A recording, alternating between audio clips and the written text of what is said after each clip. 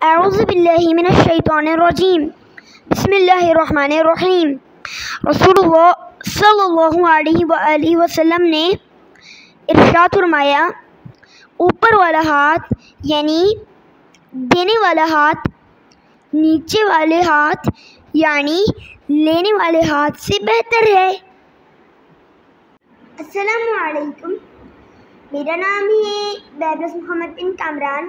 آج میں نے آپ صلی اللہ علیہ وآلہ وسلم کی ایک نئی حدیث پڑھی ہے جس کو میں نے ڈرائنگ بھی کیا ہے۔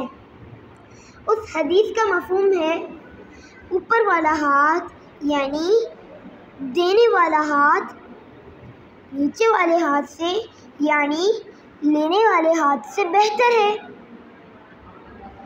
اللہ تعالیٰ سے دعا ہے کہ اللہ تعالیٰ ہمیں ہمیشہ